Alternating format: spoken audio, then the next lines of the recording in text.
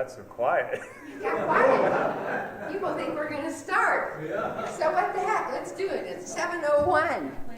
Oh, we're running late. We're running late. Oh my gosh. We're on musician time, right, Darcy? Hey everybody, welcome. Thanks for coming out on a cold, rainy, we shouldn't be having snow this early night. And if anybody's voting for the 4 inches tomorrow, we'll have to have words later. So anyway, thanks for coming out tonight. Thanks for supporting Open Range Concerts. I hope you've been having fun this season. And last year too. I know I've been having a wonderful time, and I know you're going to really enjoy this wrap-up concert for the season. I'm sending you out on a big high energy note. I'm Peggy Kelly, so I just wanted to say thank you.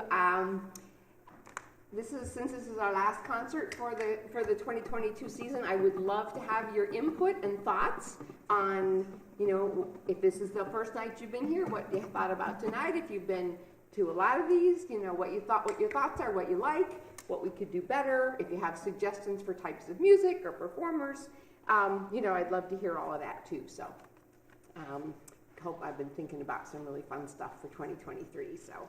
And I just also have to always thank the Minnesota Arts and Cultural Heritage Fund through the Arrowhead Regional Arts Council, which makes it possible for us to do these concerts. I always say we're not exactly on the beaten path for touring musicians, so this allows us to help people get all the way up here up north. And what did you tell me earlier? This is the furthest north you've ever been in your life? I landed in Chicago one time, but this is further north. These guys are from Lawrence, Kansas, which is a bit of a day's drive from here. So I would if you haven't been here before, we're planning on two sets, so there'll be a brief break. There's a restroom, just follow that hallway around if you need that. And if you need anything else, just holler at me. I'll be flitting around like I usually do. I think we're just ready to start, right? Yeah. So let me introduce John and Myra Sabota. No bow tie. You are going to have a good time, and I promise you, if the Blasphemy Squad shows up, they'll keep you safe.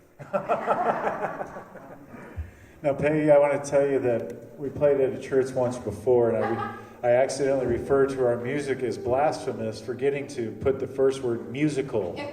Musical blasphemy. Thank you. And you're going to find out why. I'm wanted in 12 states on 5 counts of musical blasphemy. You're going to see it here tonight. Do we have any classical music fans in the audience? Oh my, I'm afraid we may offend you this evening. Now, if you're a classical music fan, you're going to hear us distort classical music to no end. If you are not a classical music fan and you kind of always wished you liked it, tonight's your night. We're here for you. So we'll tell you our story as we go. We're going to open with a piece by Antonio Zaldivar. This is called El Uma Huaqueño. It was written in 1843 in Argentina. Our classical piece.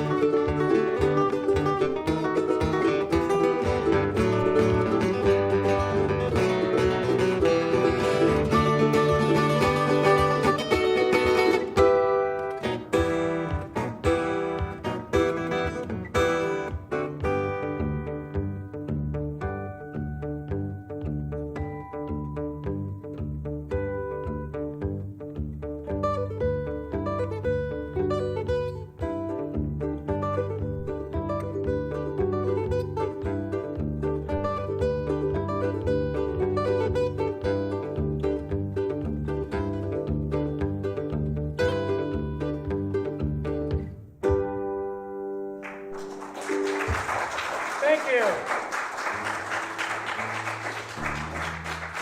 Thank you very much. Well, we are tickled to death to be here this evening, and we've been really looking forward to ending that drive with some fun playing for you. I'll tell you what, we've had a great time though. You know, when you've got something special to look forward to, it's always easy to do that. And so we're going to have a thrilling evening. Everything that we play for you tonight is going to be classical music. And hopefully you'll get to hear some new stuff. One of our goals is to fill the ears of listeners with new tunes. You know, we all love the stuff we've heard. But you've got to start somewhere, right? You've got to hear it and then hear it again. So tonight's your chance. We're going to... we're actually... That was kind of our warm-up tune. We're going to now act as if we just came out from the warm-up room. We're going to start the concert. Are you ready for that? Okay. I always like to start a no bow tie concert with some kind of thrill of mixture of composers. So we're going to do a melody by Isaac Albéniz from his piece Astorias. And we're going to include a melody from Villa-Lobos Prelude No. 1, the great Brazilian composer. And you probably already guessed that we're going to put it to a rhythm from Tina Turner.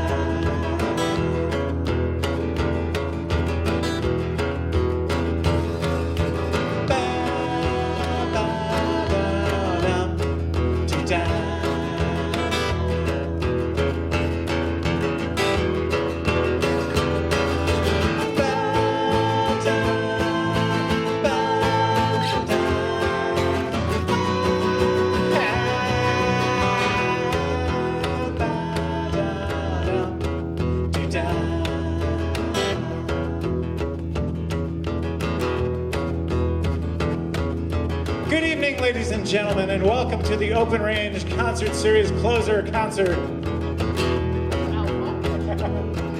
Standing before you are two ordinary members of your community who roam the countryside performing radical acts of musical blasphemy.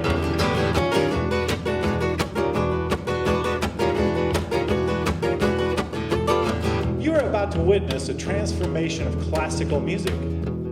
Right before your very eyes, compositions from centuries past will be torn apart, redesigned, and presented to you, all made to groove. So sit back and enjoy as we bring classical music to the 21st century.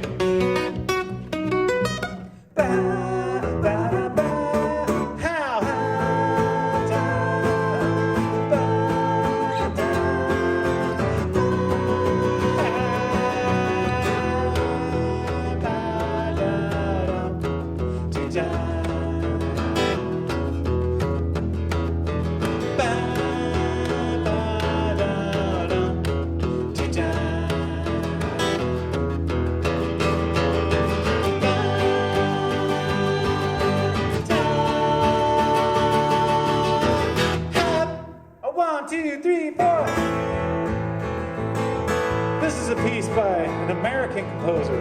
His name is Caleb Sampson.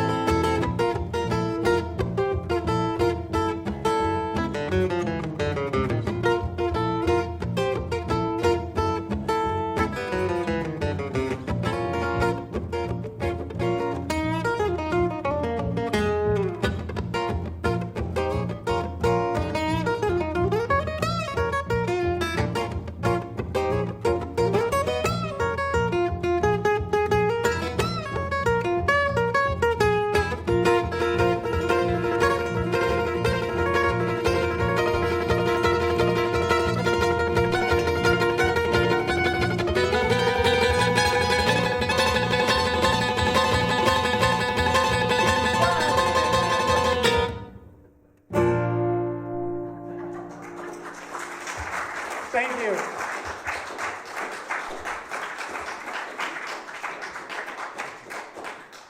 Got to get that blood going, you know. We're going to go to Paraguay now. It's going to be a lot of fun. We're going to take you all over the world, and all you have to do is sit there. We're going to go all the way back to the 1400s tonight. We are about to have a really good time, if you're not already. How many of you like classical music a little more already?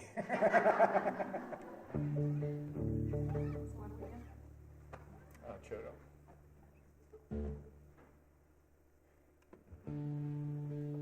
I've got to let my blood pressure go down just a little.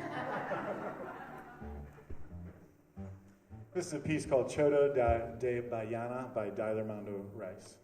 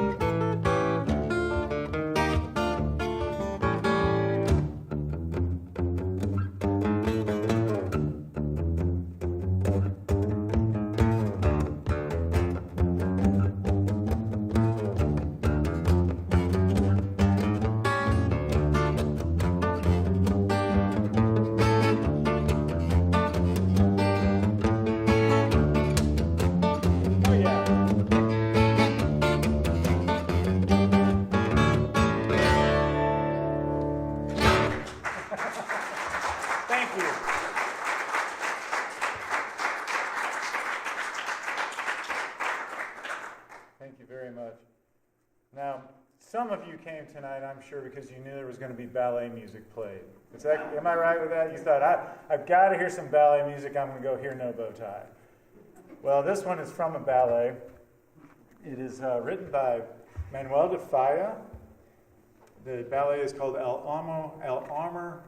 Amor Brujo. And I haven't even been drinking. El Amor Brujo. Yeah, say that 3 times. Brujo, right. And is the title of the piece is The Dance of the Fire Ritual. That's a lot easier to say. And Peggy, can you hear the bass okay?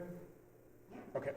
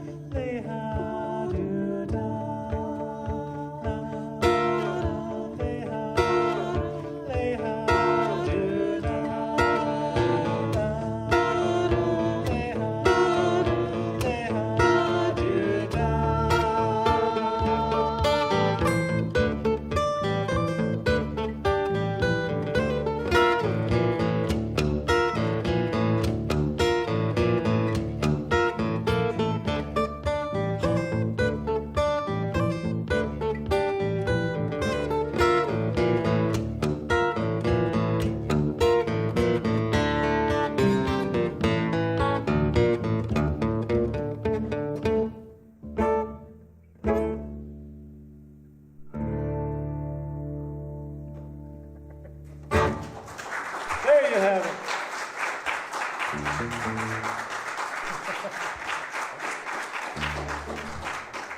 Well, how shall we thrill the evening? We like to put the set list together as we go. It always keeps us on our toes. And sometimes, to be really exciting, we just leave it at home. How about that Danza thing you've been talking about? We're going to go to Cuba now. You probably didn't know there were classical composers in Cuba. And if you say, oh, yes, I did, name one. Yes? Ricky Ricardo. Ricky Ricardo. Okay. Although I wouldn't constitute that as classical, but we'll give you the $10 prize.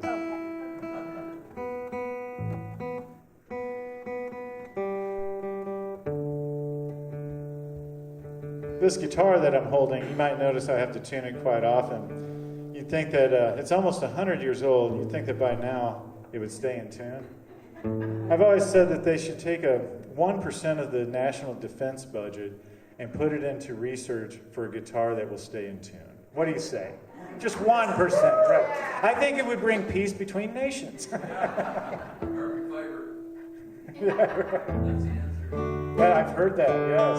Unfortunately, I have this one, which this guitar, it was given to me years ago. It's a very special guitar to me. My great uncle, he had died, and I didn't know him. And we went to the visitation, and my great aunt, she came over and she said, well, don't you play guitar?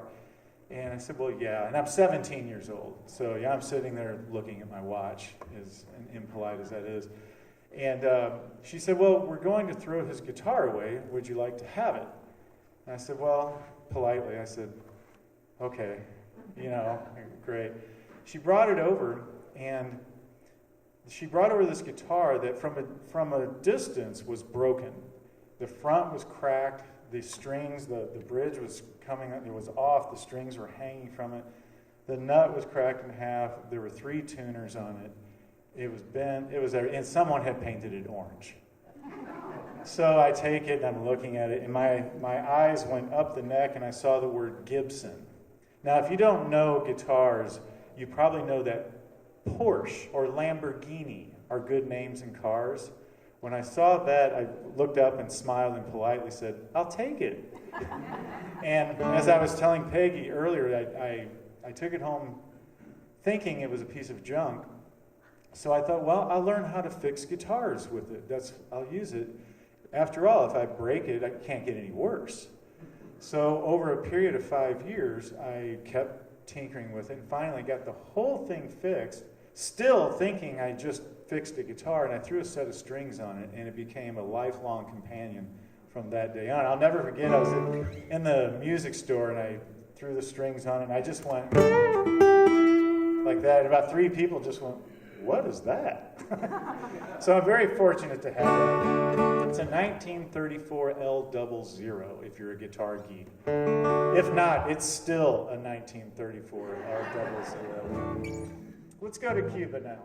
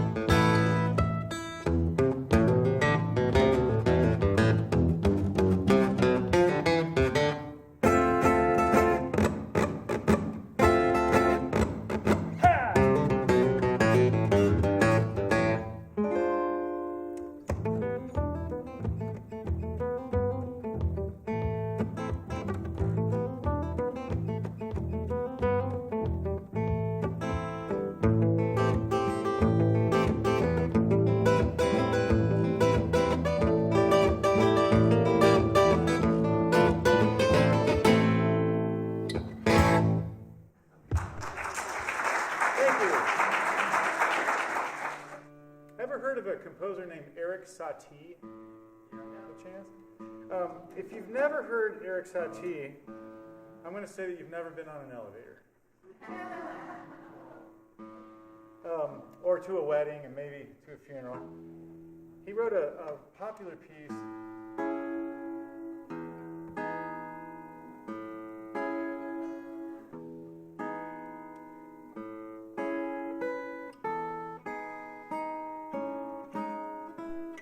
Recognize that? Anybody? Okay. It's been in wine commercials and car commercials and stuff. Well, I think he did it in tune, though. There we go. When Eric Satie was writing his music, he did a set of Nocians and Gymnopédies. And he made up both of those words. And I know you're like, of course he did. The Gymnopédies were kind of a minor thing, and the Nocians, actually the Gymnopédies were a major pleasant thing. The Nocians were kind of a dreamy minor thing. And the one thing that he insisted, when he had the music printed, he didn't want any measure lines because he didn't want any emphasis of beat. So each piece is one measure long. So if you're rehearsing, of course, you're always starting from the first measure or the last measure. You take your pick. But there's 6 of them. And so we decided to kind of do a musical blasphemy thing with him and go ahead and put a groove in it. This is one of the Nocians, Nocian number 1.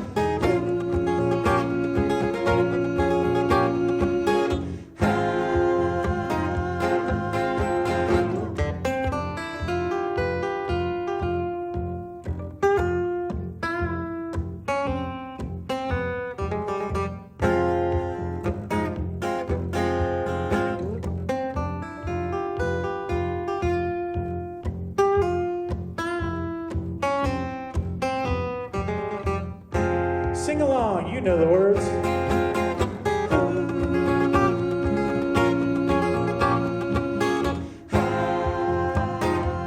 That's right.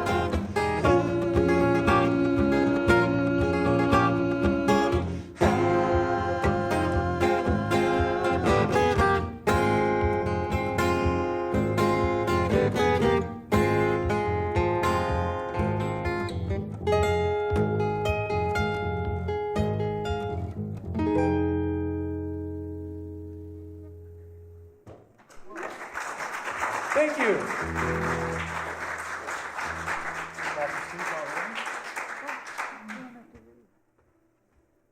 Oh, we have a request to do Capriccio Arabe. Can I see the hands of the people in the room who've requested Capriccio Arabe? So, one time we were playing at a retirement center, and everybody in the audience was, I'm going to say, 85 years old plus, and they were the most vivacious audience. They were so wonderful, just glowing with smiles. And I did that embarrassing thing on stage where I got really thirsty, and so I took a big chug of water. And have you ever been at the supper table and be the one with bad manners and suddenly realize it when you're midway into the act?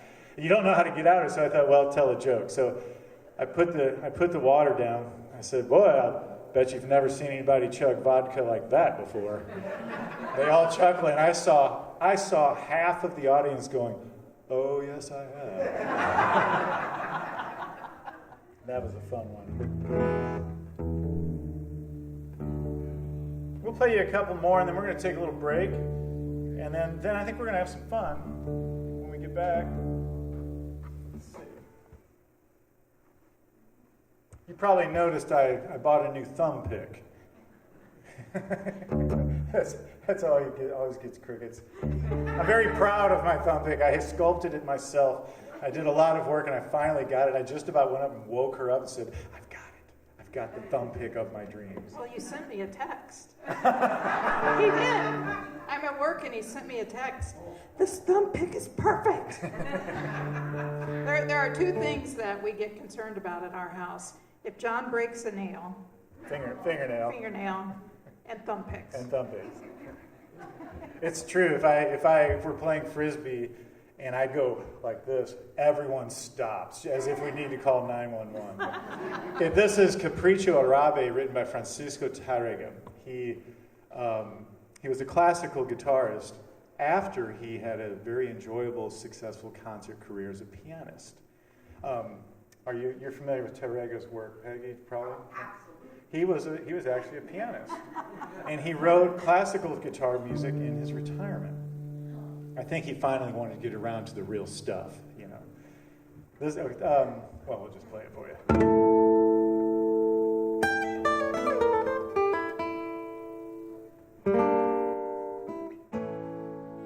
We've changed it a little bit.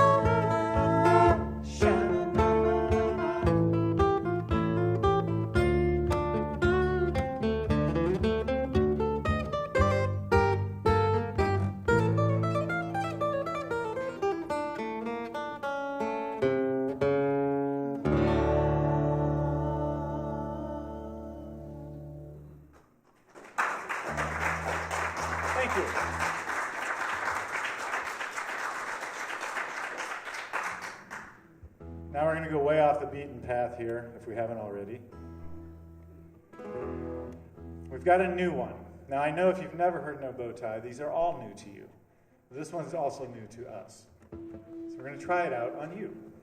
With the Christmas season coming, this will be perfect.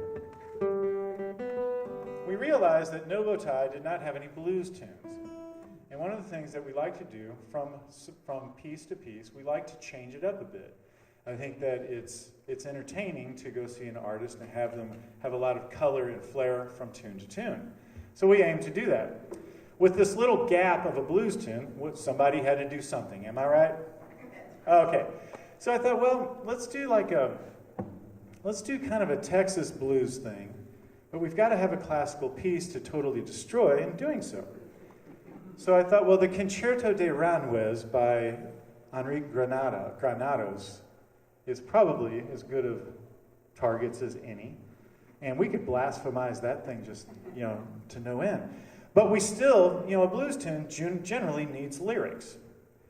I thought, well, I don't want to sing about my dog dying, and I don't want to sing about my woman leaving. Neither of those two things I have very good lyrics for at this point in my life. However, I thought, well, let's take another character who does have the blues. I thought, well, who has the blues more than Dr. Seuss's The Grinch? Nobody. Think of it. The guy lives up on that mountain in that little bitty cave. He's green. And he hates Christmas. And he hates those Who's. And he even hated Cindy Lou who was no more than 2. Can you believe that? But my heart kind of went out to him. And you remember that scene where his heart was so small and then it broke that little frame? I wish I had the lyrics for that. Well, I felt for the guy. I said, he's just got the blues. So what I did is I totally stole lyrics from The Grinch Stole Christmas. So these lyrics are not original. I have ripped them right out of it. And it's the scene when all of the Who's are opening their Christmas presents, and it's just driving him nuts of how happy they are. So we hope you enjoy this one. And then we're going to take a little break and say hi to y'all and get back to work. Here we go. Concerto de Aranjuez.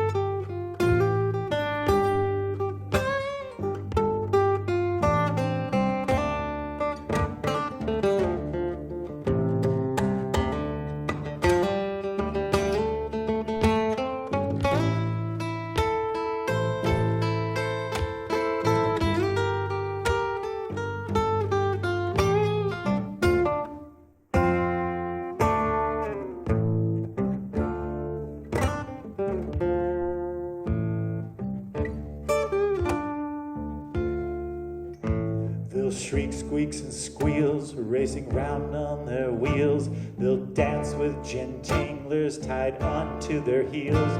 Well, we don't know the size of his heart or his shoes, but he stood there on Christmas Eve hating the Who's. They'll beat their blum blue buzz, they'll wham their who walkers, they'll slam their slew slonkers, and beat their blue blumbers, and then they'll play noisy games like Zuzita Carzay, a roller skate type of lacrosse and croquet.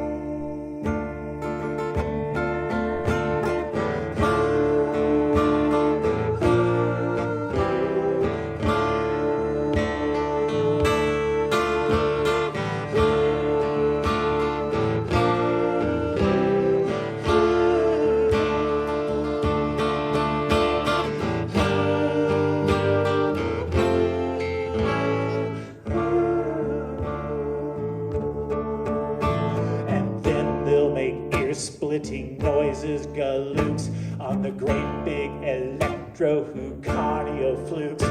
Then the Who's young and old, they'll sit down to a feast, and they'll feast, and they'll feast, and they'll feast, and they'll feast. They'll feast on Who pudding and rare Who roast beast. Raw roast beast is the feast I can't stand in the least. And then they'll play noisy games like Zuzita Carzay,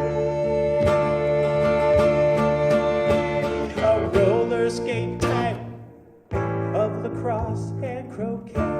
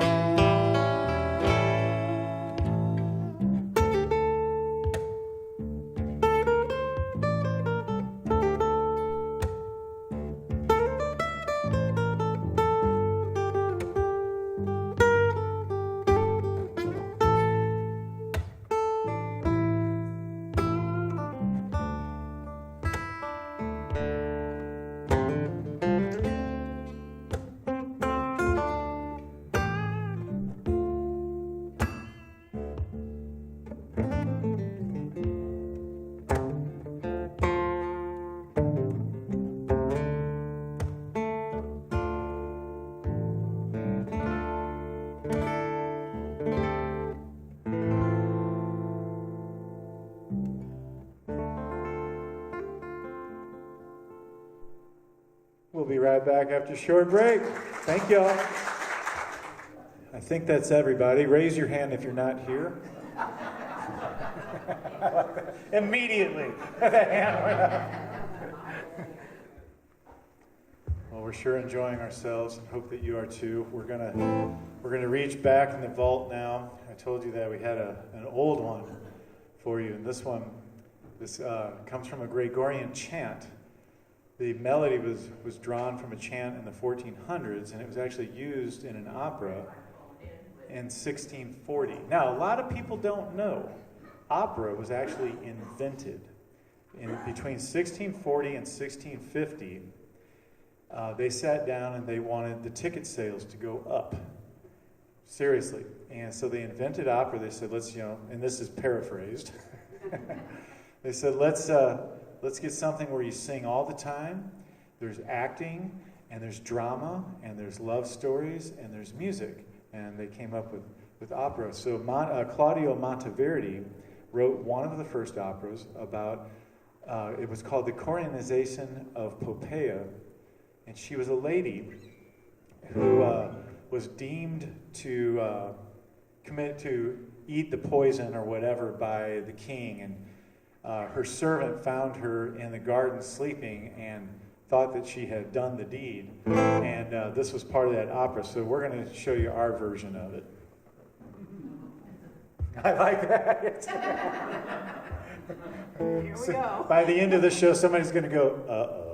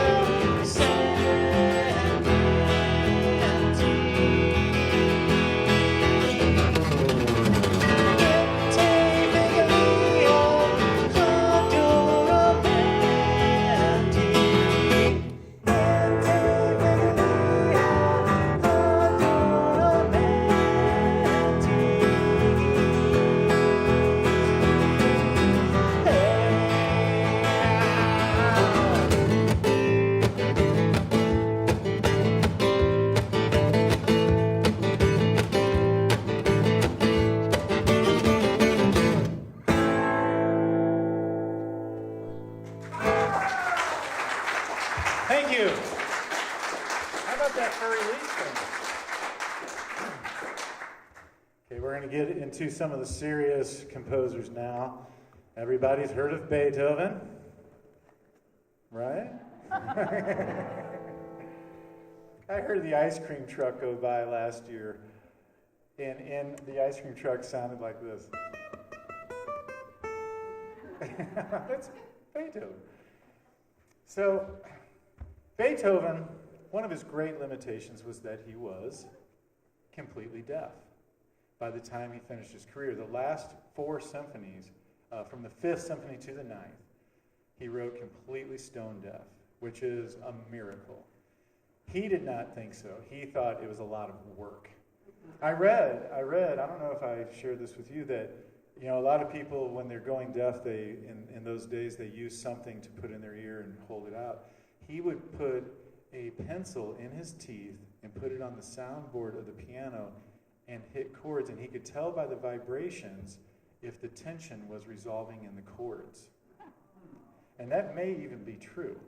No, I read that and I thought, that is amazing. He went to that extent. So if you ever think you're having a bad day, think again.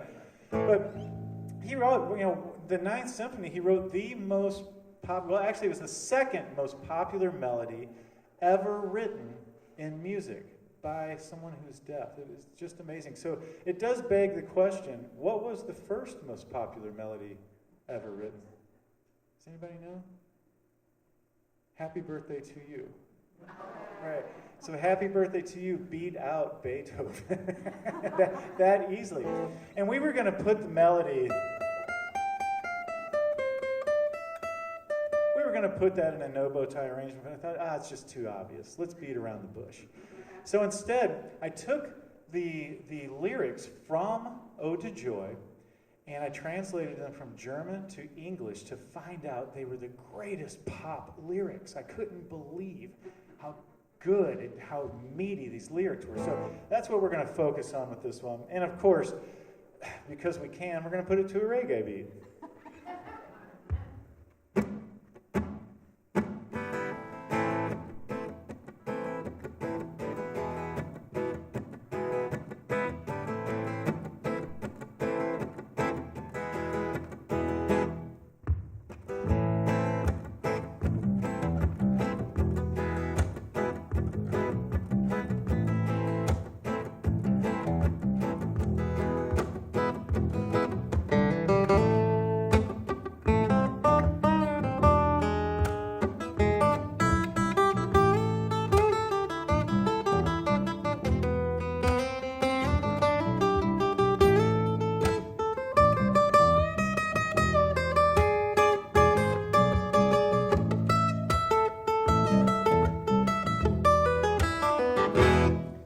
Let the light melt the clouds of the sin and the sadness of the dark, of the drought, drive the dark, you drive it away.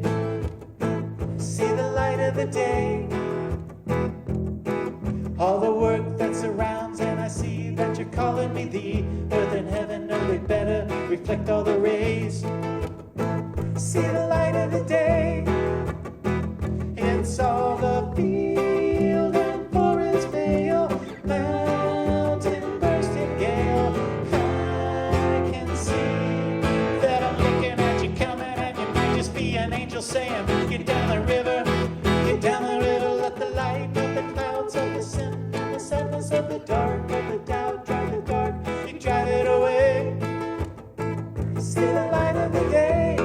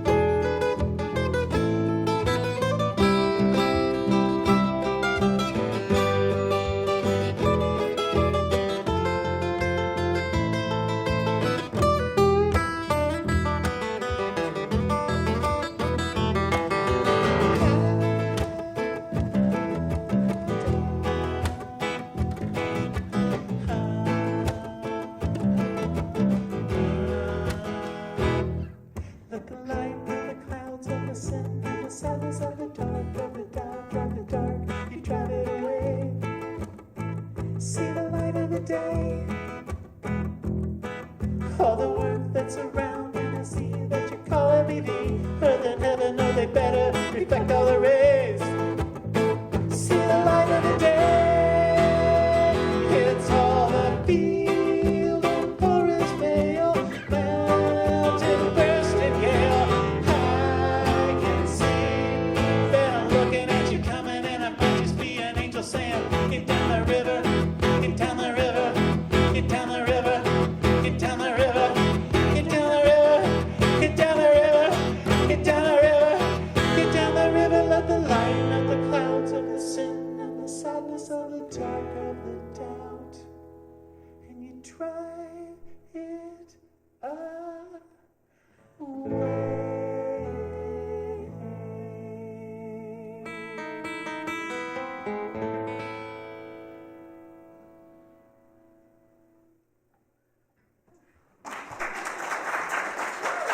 Thank you.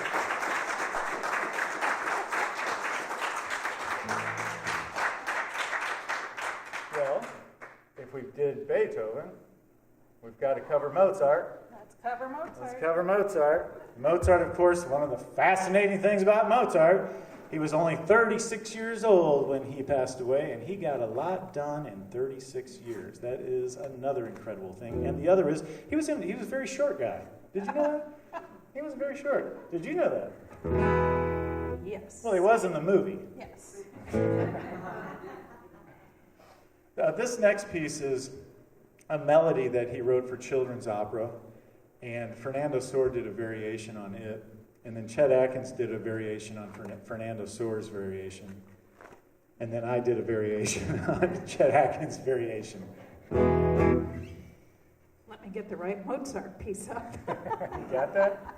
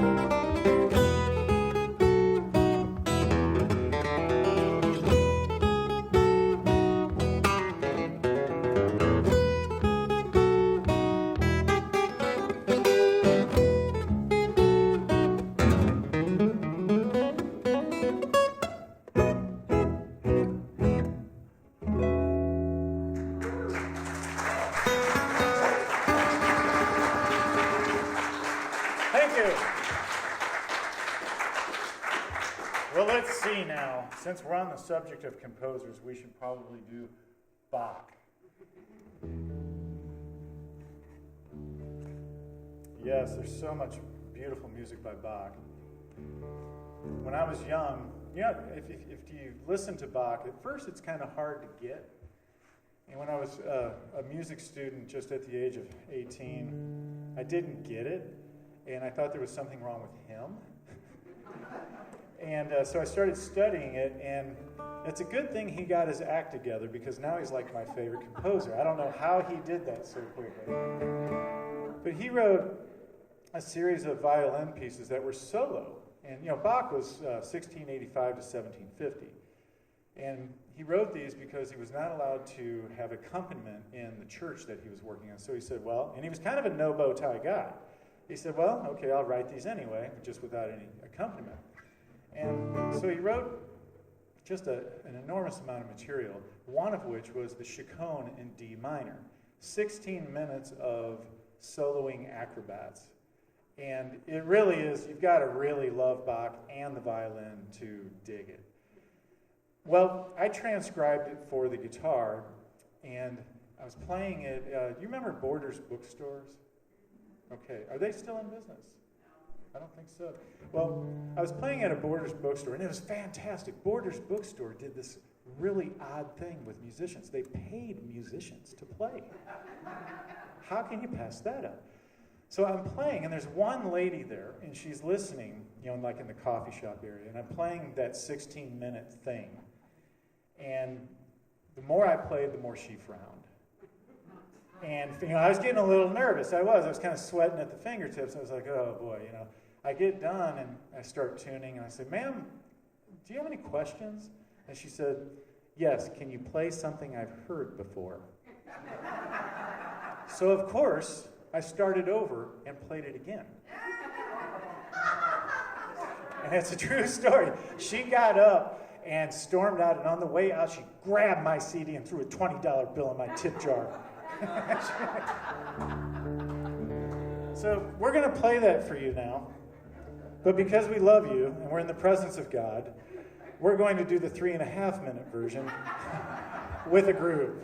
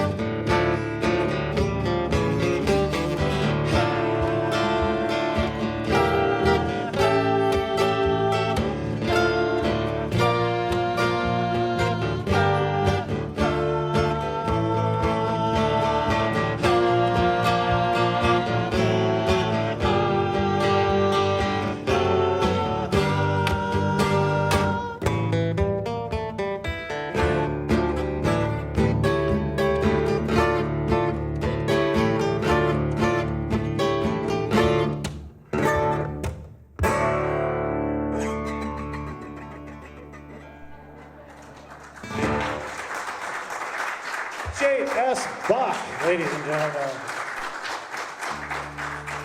Thank you. More Mozart? Okay. Let's do some more Mozart. We've got one this one comes from the movie, or I was inspired by the movie. Mozart wrote a requiem for his father, Leopold. And in the movie, do you remember the movie Amadeus, by chance? Okay, I loved that movie. It was so 80s, but it was still good. It was still good. I learned so much about inspiration and talent and how hard they worked during that time just by referencing that movie. There's a scene where Costanza, his wife, she has left him for several reasons, and she gets a sudden hunch to return home. And the next scene, they show her going through the countryside in the rain and in the mud, racing home to see Wolfe. And this is a little chunk of that.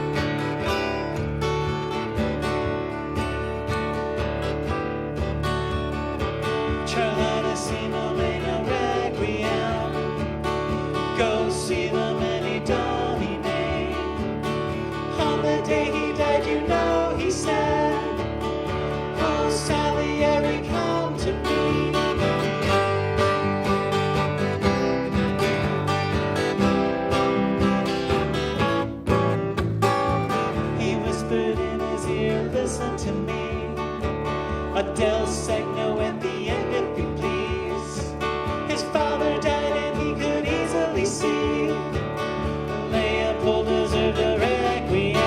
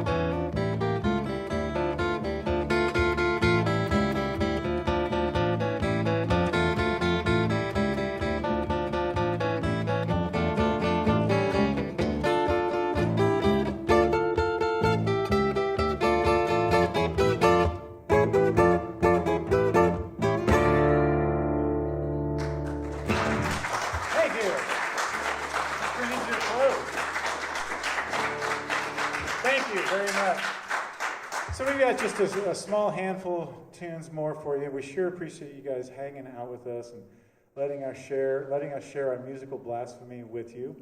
We hope it inspires you to be unique yourself, which, by the way, we didn't mention. I wrote a book last year, and it's called How to Be Unique Just Like Everybody Else. And if you're interested in it, it's an inspiration book. It's out in the lobby there.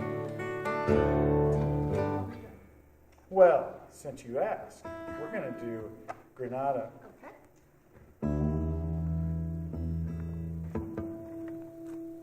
Hey, how about I play for you a little bit of the original classical piece so you can see upon which I'm accused of musical blasphemy?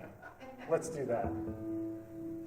You know, on the internet, you can actually see my mugshot as being charged, found guilty on 5 counts of musical blasphemy in the Boston Globe. If you don't believe me, go there. It's on the internet. I'll never forget calling my mom and telling her, "Mom, I'm finally popular."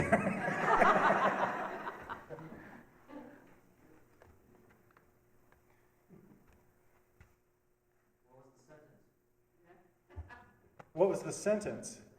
The musical blasphemy sentence? Oh, the sentence.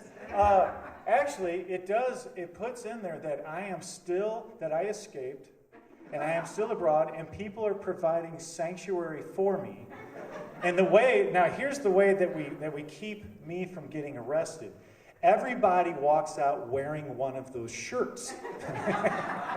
And then we all look the same. We show up, we just say, "Yes, it's me." We all say, "I'm the one," and then they leave you alone.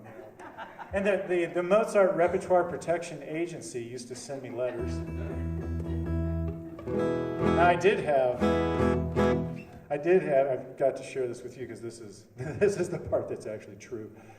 A colleague of mine who was about 10 years my senior, he saw me on the streets at 8th in Massachusetts in Lawrence when No Bow Tie first got started. He was a hardcore classical guitarist, of which I was for about 35 years. And he came up and he put his finger up and he said, "I hear what you've been up to." Bending strings, steel string guitar, old Gibson, blues licks. He said, "You're not going to make classical music any better." So I'm sitting there listening, and I'm thinking, please keep talking so I can tell this story at a gig. But So a couple months later, he came up, and actually he might have been 20 to 30 years my senior. He had really played a career of it. He came up and he said, "Hey, I went to one of your gigs." I said, "Oh, okay." And he said, "It's all right with me." Not that I needed permission, but it sure felt good. You know. This is a little bit of the original of a piece called Granada by Isaac Albéniz.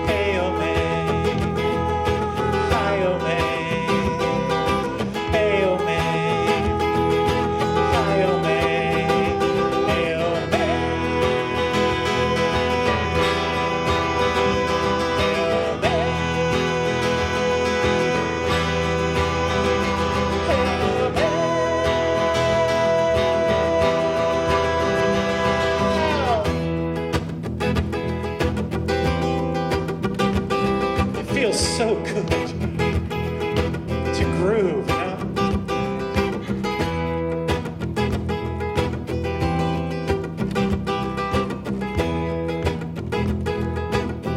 Well, hey, I'd like to take a moment. I'd like to take a moment and introduce the entire band by name. I'm going to start on my far left. That's your right. And if you don't mind, please hold your applause until all of the members are credited. It gets a little blurry sometimes, you know. On the ukulele, vocals, and bass guitar, all the way from Lawrence, Kansas, Myra Svoboda. Let's hear it for her.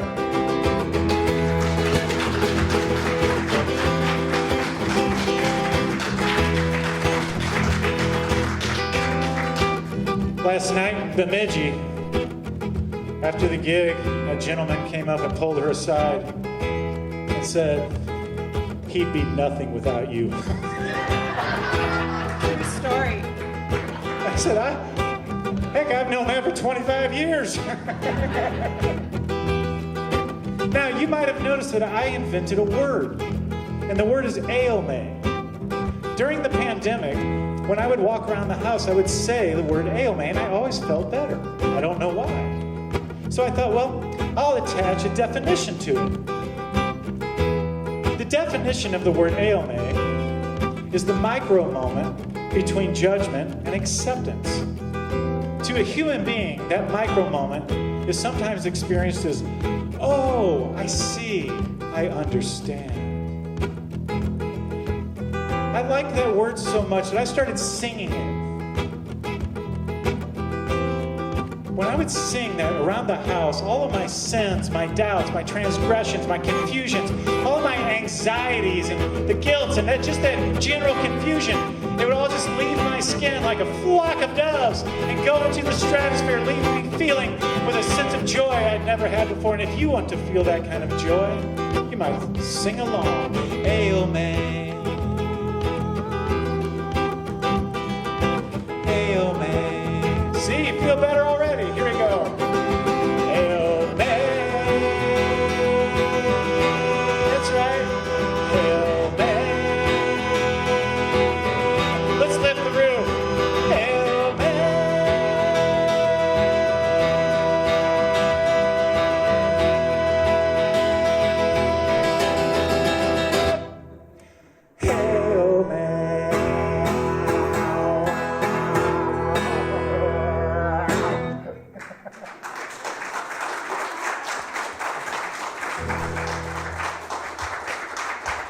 Thank you.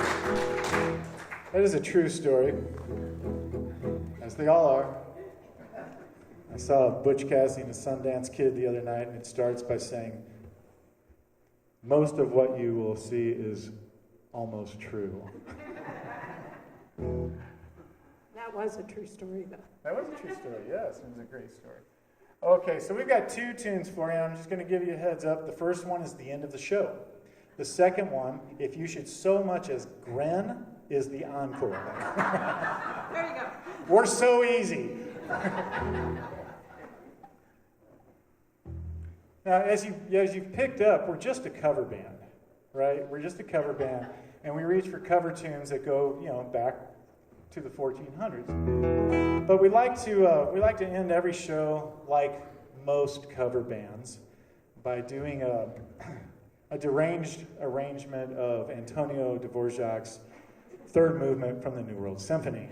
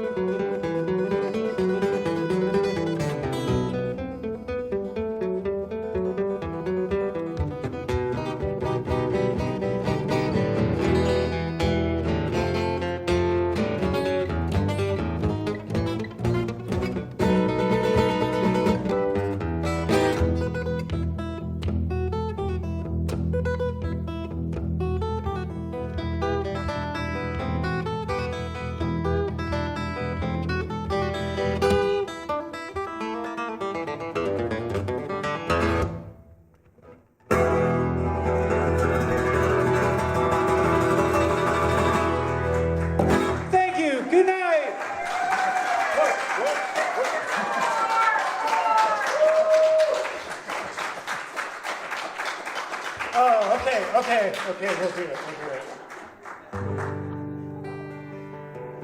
I think it's funny when bands return to the audience, to the stage, they often kind of look at each other like, what do you want to play?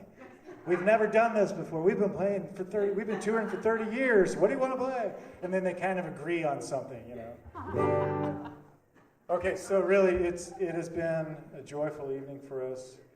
We feel very fortunate that you all have spent this evening with us. It means much to us. Our hearts are full. So thank you very much. I appreciate it. We couldn't do it without you. Thank you, Peggy. Thank you, Peggy. Yeah. Peggy goes out of her way.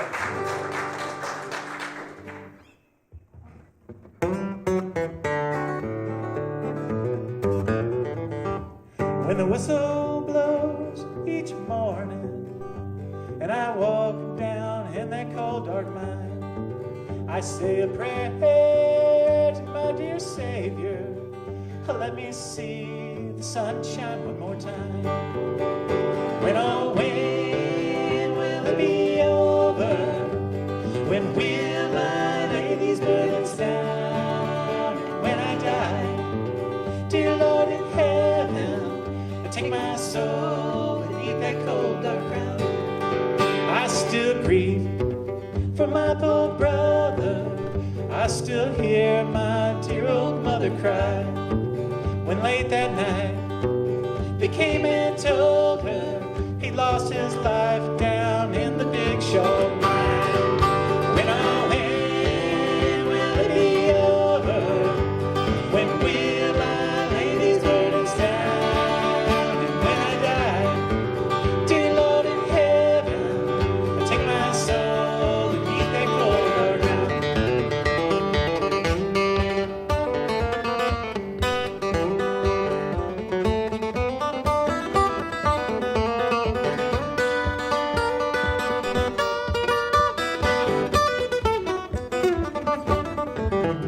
Have no pain, I feel no sorrow. If on this earth there's not much I own, I have the love of my sweet children, an old plow mule, a plow and a hoe. When, oh, when will it be over? When will I lay these burdens down? When I die, dear Lord in heaven, I take my soul beneath that cold dark ground. Sing along if you like. When, oh, when will it be over? When will I lay these burdens down? When I die, dear Lord in heaven, take my soul beneath that cold dark ground. Yeah, yeah. When I die, dear Lord in heaven, take my soul beneath that cold dark ground. Yeah, take my soul beneath that cold dark ground. Take my soul beneath that cold dark ground. You've been a wonderful audience. Thank you very much. And we've been No Bow Tie. Thank you, Peggy. Thank you so much. Thank you all. You have a great evening. We'll see you next time.